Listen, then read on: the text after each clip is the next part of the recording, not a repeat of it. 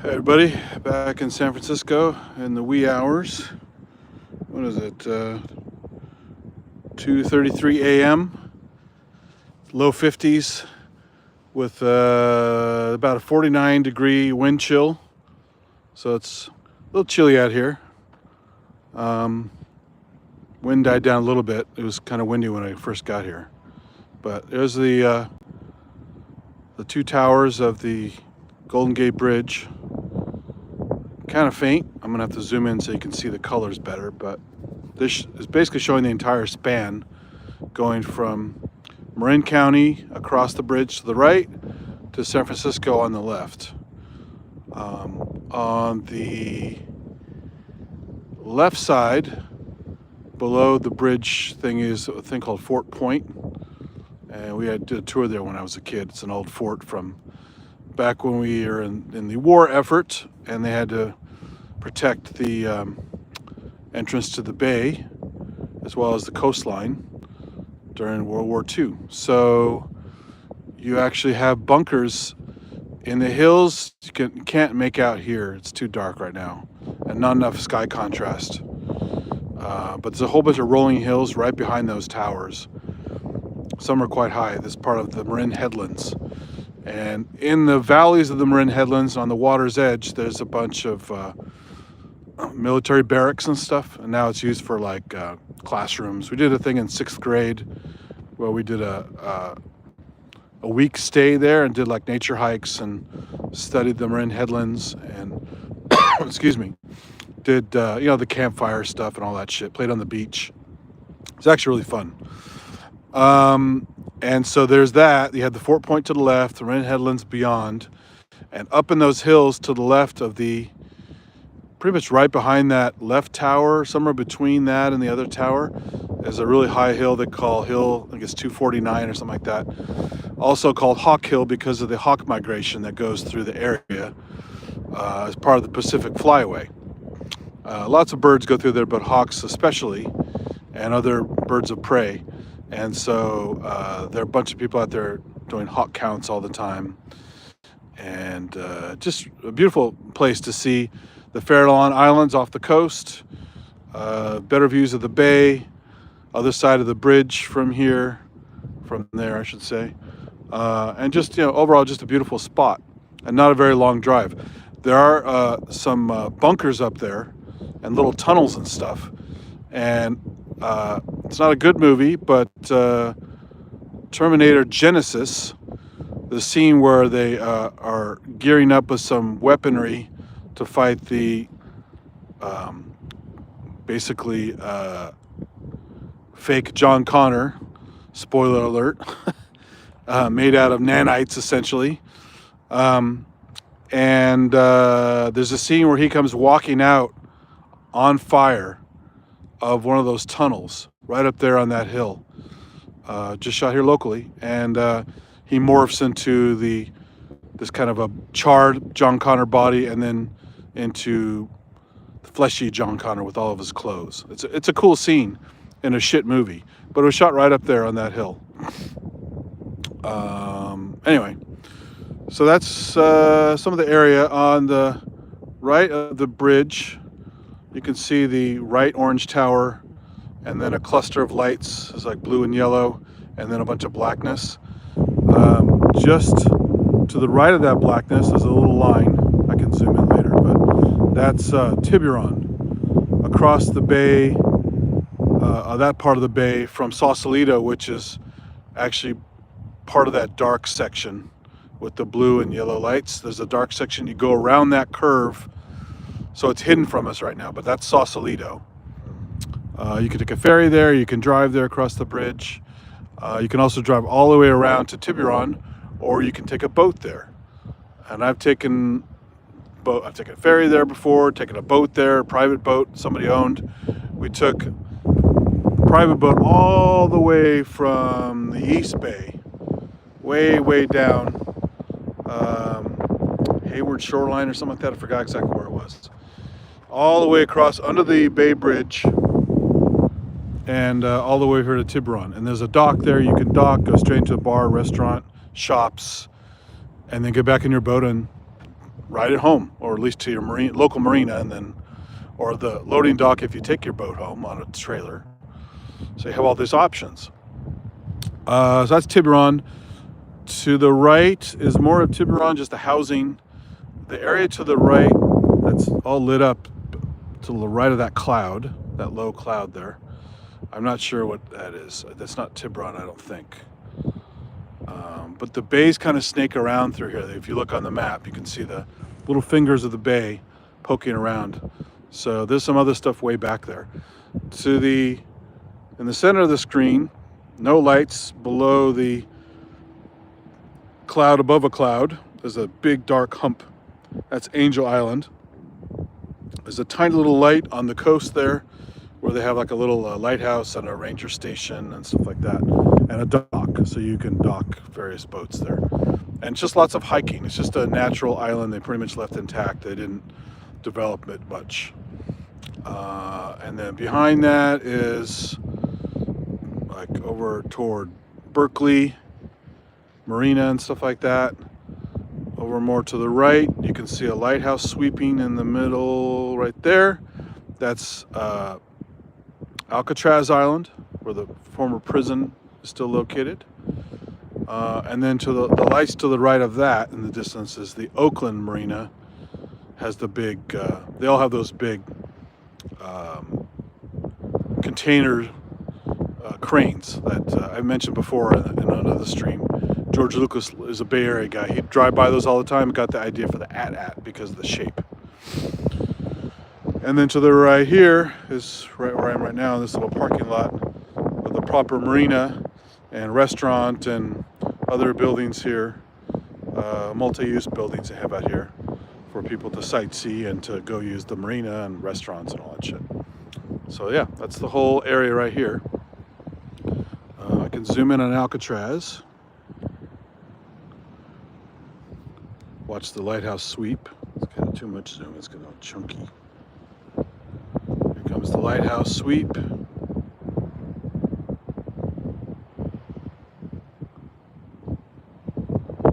you go, there's your lighthouse sweep for Alcatraz.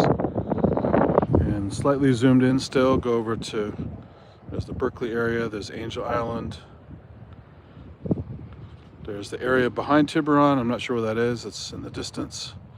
And this is Tiburon proper, with that whole line of bright lights, blue and yellow and other colors. That's the whole shopping area, lots of restaurants, docks, bars, boutiques, all kinds of, very big touristy area. It's a nice little area. I actually did a stream a while back on my Micro Attic channel, some water samples I got from there last time I went there. And I actually found, out of all the water samples I took, I found one single dinoflagellate.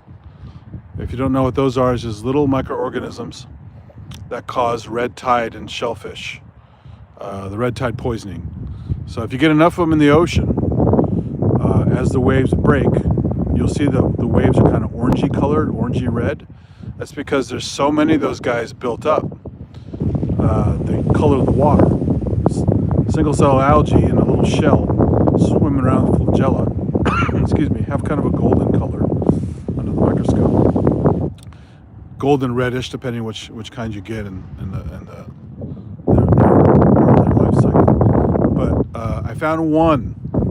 It's pretty amazing. It's on my stream, and it looked like little Death Stars, little spherical shell with this trench going around the middle, kind of like the trench in the Death Star. And that's where the flagella kind of attach and come out of the shell. They wrap around that trench and come out, and they have a couple of different flagella for different direction swimming. And they have this, it's a transparent shell to a certain extent. They have kind of a red eye spot. Anyway, you see it on the stream if you go look at that. Yeah, there's the bridge again. Going across, slightly magnified. And that's over there's Fort Point. So let me zoom in a little bit more. You can see the towers better because they're a lovely shade of orange. And if you know the history of the Golden Gate Bridge, it had a centennial back in 1990, I think. 1990, 1991, something like that. And you can see like most span bridges like this, the bridge has a bit of a curve to it. It curves upward. It's not flat. And when all the people piled on there and all the vehicles for this the centennial celebration, that bridge got completely flat. That curve was gone. That was pretty wild. That's a lot of weight. And of course, there's never that much weight on it at once because the cars are spaced out. And it was just chock full of people and vehicles. So it just got totally flat. That curve, let me zoom out a little bit. You can see the curve a little bit better here. So instead of decurved, where the curve goes down, it's recurved. The curve is going upward. That was totally flat between the spans. Pretty crazy. The pictures online, you can see that during the day with the curve going away. And then some clever person, because sampling technology was popular at the time, early sampling, still fairly early sampling technology, somebody actually sampled hitting the cable guy wires between the spans and played it basically like a harp, and struck it, sampled it, and played a musical piece during the event of sampled bridge tones. It was kind of funny. But yeah, it's really fun when you drive through the bridge, across the bridge, because you go through those towers. It's very impressive. The orange color is the special paint they paint on there to keep it from rusting, because it's a steel structure. And apparently, as the story goes, they've had to paint it, I don't think it's every year, but it's something like that. And it takes a long time to paint the whole damn thing, as you can imagine. They got to paint all the cables and supports and towers and everything. And it takes so long that by the time they finish painting all the way across one side, they start all over again and start painting back across the other side. So it's like a perpetual paint job. And there's a special paint name and number, I forgot what it is. It's similar to the paint they used on the Saturn V rocket, from what I was told. But that was a long time ago, and I might have mixed that up with something else. But anyway, it's a really special paint that's rust-proof, durable against the elements. And so anyway, yeah, you can look that up and fact check me on that. I don't know for sure, but I thought I had that as a fact, but I could be wrong. And you can see blinky lights down there. There's some buoys all around the bridge for certain markers. They're channel markers, because it's a very dynamic channel when you stand above the water on the bridge, or you see it from the hill, the Hawk Hill I mentioned up above, behind the bridge. You can see all the different swirls and eddies and stuff forming in the bay. It's complex navigation stuff. The big ships don't have a problem, but a lot of smaller boats going through there have to be careful, because they can get pushed along and pushed into the shipping lane, get hit by a big boat, and get demolished. And of course, there's the famous thing that happened, not like the one in near Baltimore, I think it was, so that bridge that collapsed. Francis Scott Key Bridge, I think it was called, something like that. It was a huge bridge, very long spans, and it was just working well enough to be fine with no interference. But as soon as that out of control ship hit one of the pylons, it took the whole fucking bridge down and killed some people that were on the bridge. It was pretty sad. Someone hit the Bay Bridge with a similar ship years ago, no problem. Very, very sturdy. So, but I think they were able to slow it down a little bit more as well. That helps. Anyway, so the weather's interesting. It's been raining a bunch today all over the place. Lots of clouds. Thanks to light pollution, you can see the clouds very well tonight. In normal places like Yosemite, you will not see these clouds. They'll just be dark parts of the sky. But thanks to light pollution, you can get a lovely look at all the clouds around here. So that was a tour of the bay and the islands. All kinds of stuff to see on the other side of the bridge, the entrance to the bay, but can't see that from here. So I'm going to walk around briefly before I go back to the cars. My hand is getting awfully cold holding this gimbal. I got enough layers on, I'm okay, but my hand is getting really cold.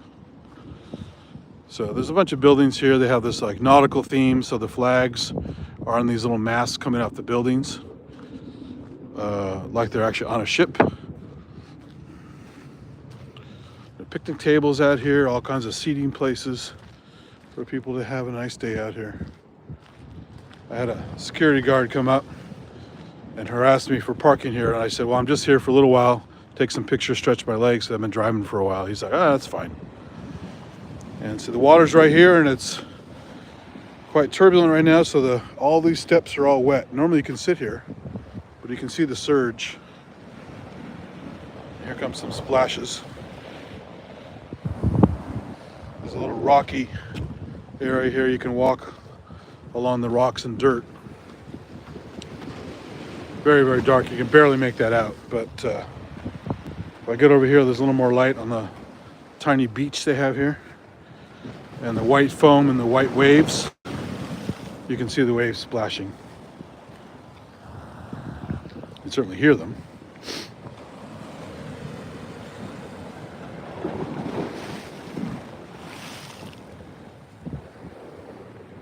And you can hear the waves splashing on the steps. So nobody wants to sit here right now, you get wet.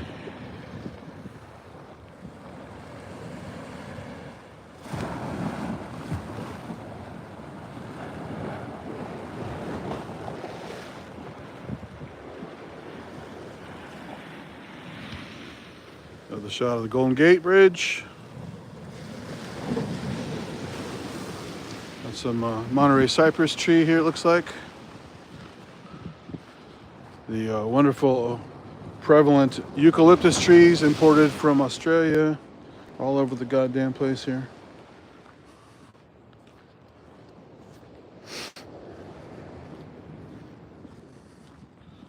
And I'm going to do a quick walk. I'm close enough to Palace of Fine Arts where the Exploratorium used to be. I'm going to show this real quick instead of having to drive over there. I'm going to walk it real quick just to show. There's a marina right there behind that lawn that's lit up. There's a whole bunch of boat masts you can probably see. And this is the huge lawn area all along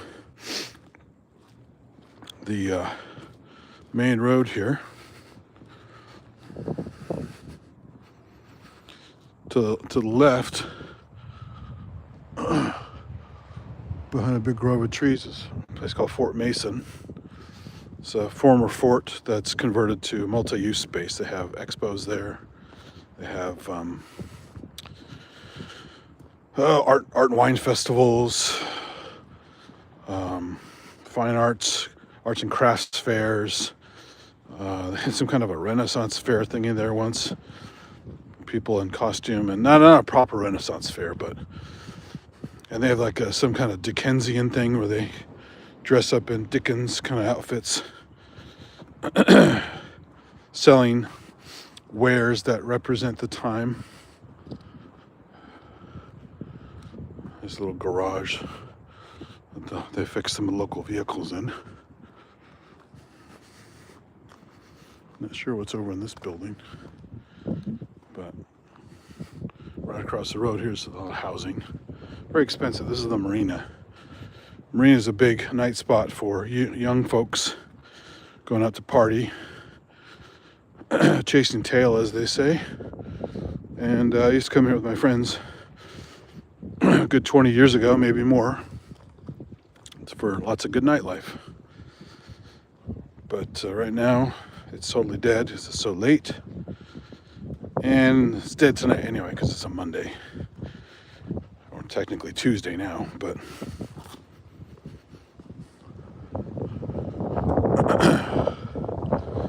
There's the main road. So if you take this back this way, it goes toward the Bay Bridge, downtown. Take this way. Well, not here specifically, but around this road here to the right takes you to the Golden Gate Bridge. And straight straight in front is the Palace of Fine Arts. Dome was built for the World's Fair that was held here in 1910 or something like that. I forgot. I always forget the date, but it's on a sign over here. This big, beautiful colonnade, this dome, and supporting structures and statues and stuff. I've done streams here before. It's called Palace of Fine Arts, and it's a beautiful water feature and like a botanical garden around it and stuff. Not officially botanical, like with signage, but lots of nice plants. And I can cross any time here because it's totally dead.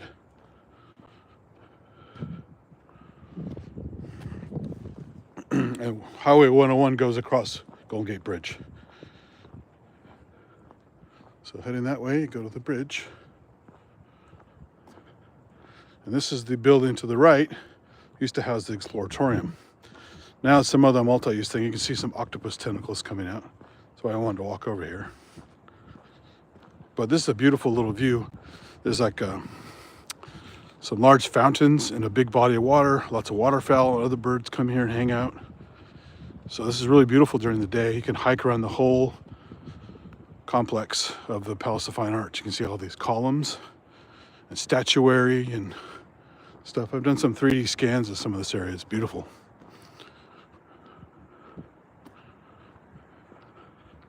But I'm not going to walk through it during the day. It's too dark. I mean, this time of night, it's too dark.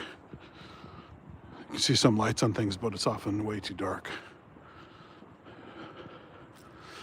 But this is now some kind of art installation. Art you can feel. And look at that. Big tentacles. Big inflated tentacles. You can hear the fans blowing, keeping them up.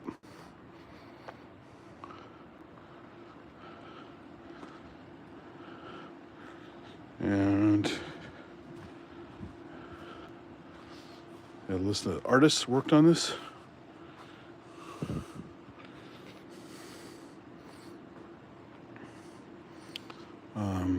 Can you see through the crack here? I wonder. Not quite. A little bit. But yeah, this whole building used to be the Exploratorium. Always felt a little cramped, but it was a nice place for decades. And they moved to off the Embarcadero by the not too far from the ferry building and way across town by the Bay Bridge. So nice digs there now. They charge more for membership. They have more parking, but they also have a lot more going on in it because of the size of the place. But they still have some classic exhibits there, like a proper RCA theremin with the vacuum tubes. You can actually play. It still works. That was my first chance at playing a theremin. Got me into theremins. I could finally buy one and eventually build one out of a kit and buy some other ones. I have multiple theremins. But I got to try the real deal, the wooden cabinet one, just like in the old films of Claire Rockmore playing based on Leon Terman's designs. He goes by a bunch of different names. Leon Terman, Lev Terman, Leon Theremin, but his real name was Terman, supposedly. But with Russian, who knows?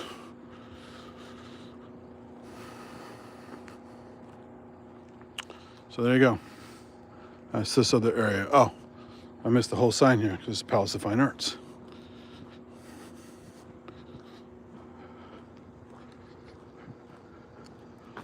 So nothing to see other than the building itself as far as an interactive exhibit. You walk through, look at the statues, all that kind of stuff.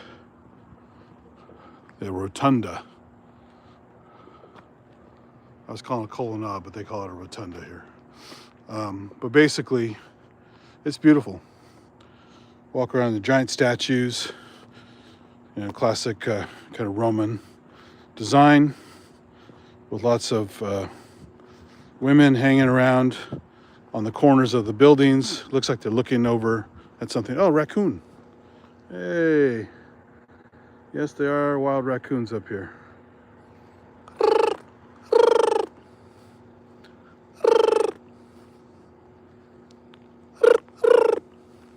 Oh, he's washing his paws in the gutter.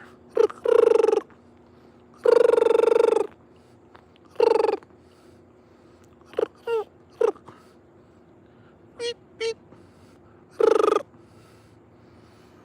They do that chatter when they get nervous. So you can see he's kind of like, what the fuck?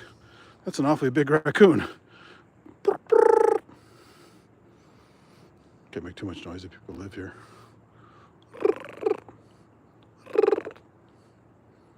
Oh, there's another one in the distance. He's not alone.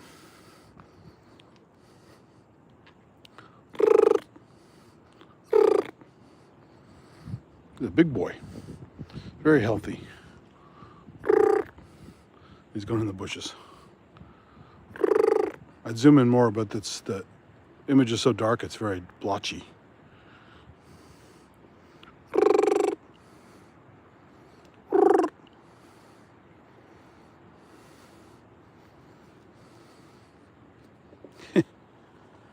It's doing its thing. There's a couple more in the grass here, but they're in the shadows.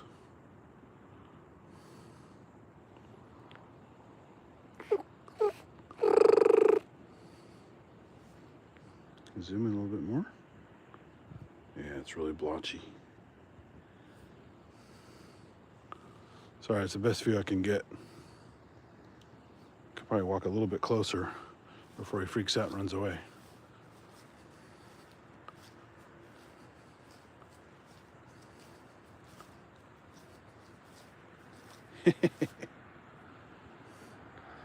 Yes, people, don't be afraid of raccoons. They're not aggressive. They're not going to charge at you and try to attack you unless they're possibly rabid, which is possible. If they see a big animal coming toward them, they will run away. They are not mean. They are not vicious. Now, if you happen to be their size, like a small dog or a cat or another raccoon, you might have a different story. But animals, especially mammals like that, are very good at sizing up what's near them. And size matters. Size matters a lot, which is why when you come across a bear in the wild, even though it can always kick your ass if it wants to, they still get up on their haunches and make themselves look big when they feel threatened, because they want to be as big as possible to make you run the fuck away. And don't challenge them, because, you know, they have no idea what you're up to. You're a big animal. You stand tall. You're not on all fours. They have no idea what to expect. So they do the bluff thing first, so they pose a visible threat, make themselves as big as possible, make some scary noises, and hope you run away. So when a raccoon sees me coming, not scary, just walking toward it, I'm a big shape. It's kind of scared. It's going to run away. But I wasn't chasing it. I'm just walking toward it. So it checks me out for a bit and then it runs away. And that's generally what's going to happen. Even a kid is big for a raccoon. So generally, unless the kid is laying on the ground or injured or something like that, the raccoon will leave it alone or just run away. That's generally how these things work. You don't have to abuse raccoons on sight or shoot them or be mean to them, because they have a right to exist just like everything else does.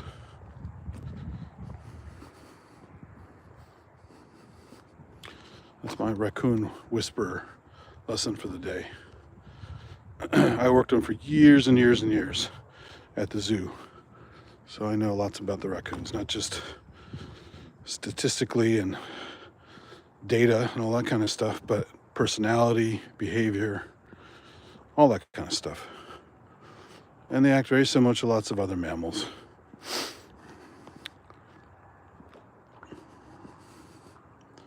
They're actually a lot of fun. I wouldn't say they make great pets, because they're very strong. Take a long time to domesticate fully, because, you know, these are wild animals we're playing with. in captivity, and they can be aggressive, and they play rough. So when they bite, it's not necessarily to hurt you. That's how they play with each other. And they're usually biting through layers of fur, kind of fatty skin and stuff like that. So it's they don't really get hurt a lot playing with each other. But they bite your hand or your fingers. We have like no protection. So they can break the skin pretty easily, even when they're just playing. Just like a house cat can. I used to have scratches and marks all over my hands and arms and stuff from playing with the cats when I was a little kid. And also the dogs when they had little puppy teeth, like little sharp daggers. I'd go to school with my arms all scraped up. They probably thought, this is before the days that they made a big deal out of child abuse allegations and stuff. They probably looked at me like, what the fuck's that kid up to? Because I always had these scrapes and marks all over my arms from playing with the animals. But yeah, that's how it goes. The animals like to play rough.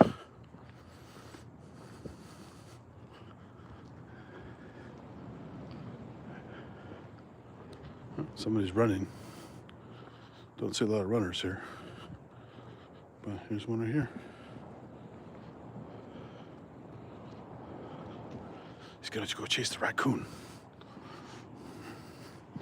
So he's doing what is that? Been streaming for a while. It's a 3 a.m. run. Guy's hardcore. So you can make out the city downtown in the distance a little bit. I'll have to zoom in a bit because it's very far away. Right there's part of it. So it gives you an idea how far we are here from that. So when you're in downtown Marina area of San Francisco, behind these buildings on Chestnut Street and a few other streets around here, it feels like you're in Palo Alto. You don't hear the water, you don't see the bridges, you don't see the skyscrapers very well. You're just in these little areas with buildings of a certain height, like multi-story apartments and office buildings and other stuff. And you just there's this little pocket of quiet, and it gets bustling and noisy at times, but it feels very much like Palo Alto or downtown Mountain View and not San Francisco. So all these neighborhoods have these different vibes. And as you come places like this, come here and actually investigate, you'll notice, there's a lot of variety in the city. It's not all the same. In the distance over there, for another vantage point, you can see Coit Tower peeking out there with the light on it. It's always very bright. And that's right by North Beach. If you see my streams from North Beach, you can always see Coit Tower very close by. So that's how far I am from North Beach. So we're way on the boonies out here as far as San Francisco is concerned. Right by the bridge. You hear the surge of the surf. See the islands around here. Here's that nautical thing I was talking about. They put some kind of a fake mast and flags here on top of these buildings for the nautical theme.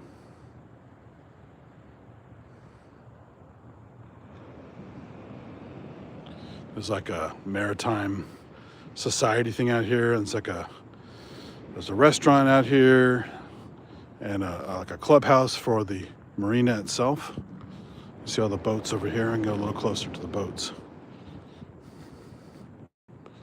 And then I'm gonna call it quits and hit the road. I'm starting to get tired now. It's been a long day. It's already after 3 a.m. So there's little parkour course, I should say. Exercise bits here and there. Here's some rings you can do, and you follow this trail. This is like an old school 70s thing that's still around to this day. The park course, where you run and you stop at these stations and you do the exercises they talk about. Here's park course number 7. Circle body. So you can hang from the rings, touch the ground and spin around and stretch yourself out, work your muscles, or do ring pull-ups if you're strong enough, like a proper gymnast.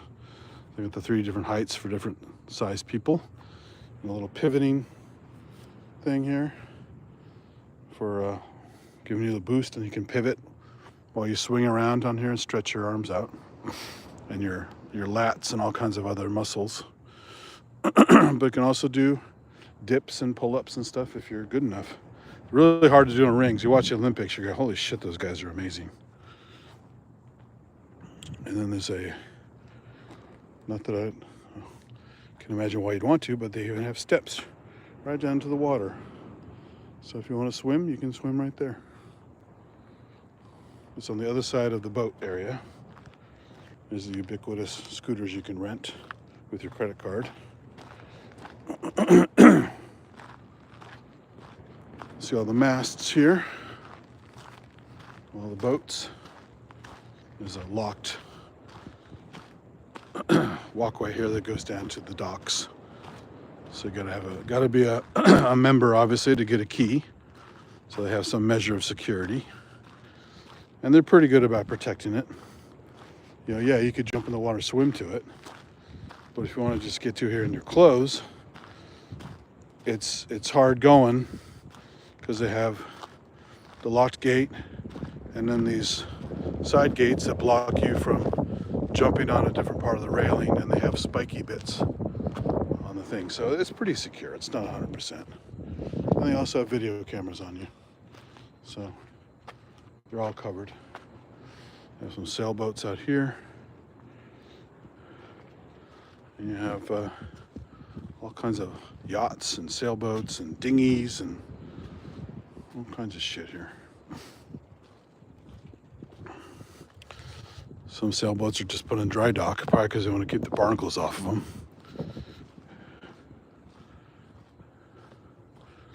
And there's a crane here where you can lift things out as needed. They have these like little fast boats for probably safety reasons. Big ass motors on those. These are always fun. You can see how big the keel is. The fins below the keel. So the sailboat has to go way above the ground because of all that.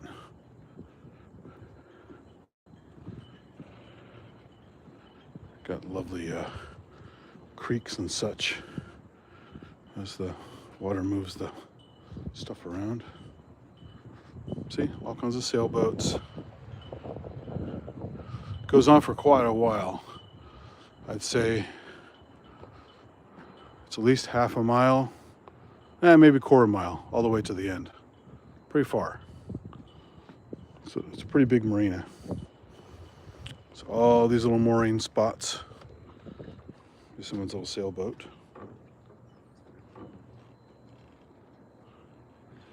Get the creaks and groans and the sloshing of the water.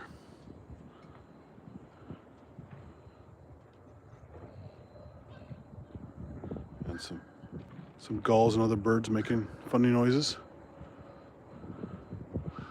That sounds like a black-crowned night heron doing its squawking. They're very active at night. See the black dots in the clouds there. I saw them at Stanford. If you saw my night stream from Stanford a while back, on the big lawn at the loop that goes by the church. This is like 15, 20 black-crowned night herons on the lawn hanging out. It's hilarious.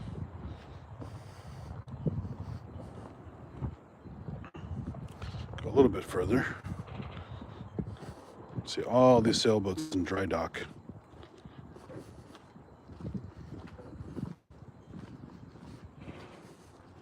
A whole bunch of them here, all lined up. I'm not sure if these are for rental or they're all privately owned. See, this one's not locked. You can go right down to this dock. There's no gate here. There's America 1 and Dewey and Snowy Owl. And of course the support pylons that the floating dock is wrapped around often have little points on them because they don't want birds standing on them, shitting on them. So if they're pointy, they won't perch. It's an old-fashioned trick. All kinds of little sailboats. These must be the rentals. Yeah, there's a whole stack of little sailboats here and rowboats to take out in the water, have some fun. Other small sailboats here, like student size. Another secure area down there.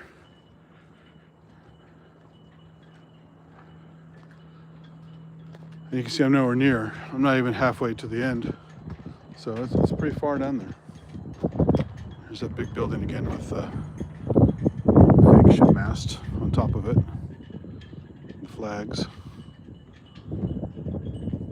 Now one spot out here, I think it's way down here at the end, down another walkway on the jetty, is the wave organ. I need to look that up and come out here again. Forgot exactly where it is, but some clever acoustical artist guy basically designed, kind of like the Blue Man Group plays those PVC pipes that are pitched, and they hit them with paddles. They go dong dong dong dong dong dong. So kind of a similar principle. Somebody had an idea of, with waves splashing along pipes open on one end, and with a certain shape and the wave motion, you get some really interesting sounds as they splash on one end, and the sounds come out at the other end. This little jetty, you can just stand on and listen, and it's always different because it's based on the tide, the surge, the wind, all kinds of stuff. So it's this dynamic, ever-changing, weird thing called the wave organ. And I went there once based on something I read, and stood there for a while. My girlfriend at the time was only mildly interested, so we were there for like 10 minutes. But I always forget to go back and record it. Make some really cool samples for proper sampling directly, granular, run through effects, all kinds of stuff. So that's my next. Gotta make myself a little note here. Next time I come up here, I gotta find that sucker. I think it's at the end of this driveway, down some little path, but I don't remember exactly. It's definitely around here somewhere. But that's how it happens when you're in a familiar location. You haven't been for a while, but you know it kind of. Other memories pop out just by being here. And I just remembered that. So we'll have to come back and check it out. But yeah, artists are cool like that. There's a lot of interesting artists up here. It's not just weird sculptures and paintings on the walls, murals, shit like that. Some of it's sonic. Or musical.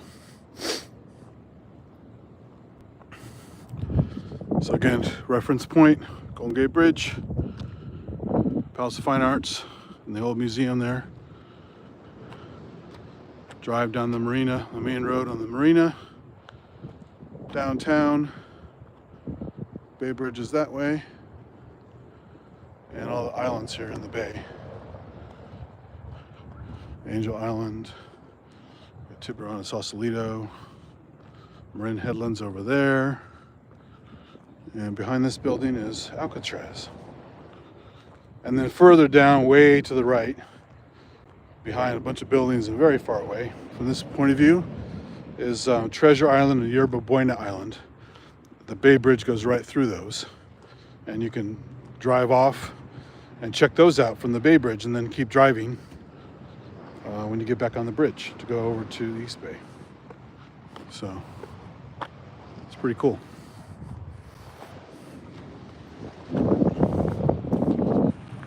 I think that will do it. Yeah, the waves out here are very soothing. Got some people hanging out. I think they're homeless people, but don't want to bother them.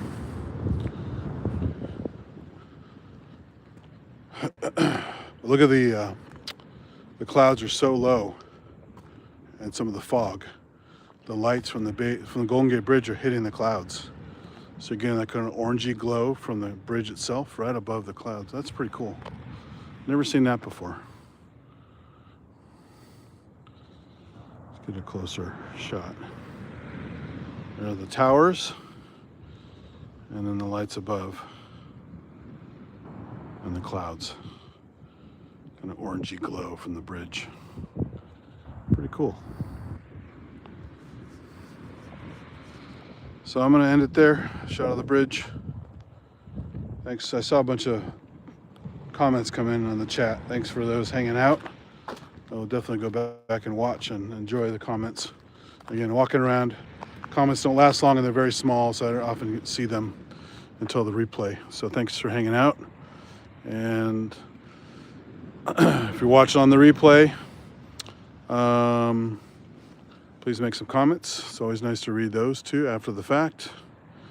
And I always appreciate the engagement, and makes it more fun for me. I like I said, I would do this anyway, just because I always say YouTube is my VCR, so I like doing travel things and capturing moments and places that will change, and go back and watch them, just like my old videotapes I used to make on my camera when I was in high school. So that will do it. Thanks again, everybody, and stay tuned for more antics. You never know. I've been doing a lot of really late ones just because that's when I get tired and want to take a break, but I'll often do ones earlier, like you saw the North Beach one where it was like a busy Saturday night and there's plenty of people out. So I don't always do it when it's dead and just me and the birds and me and the structures. So keep your eyes peeled and go out and have some fun. See you, everybody.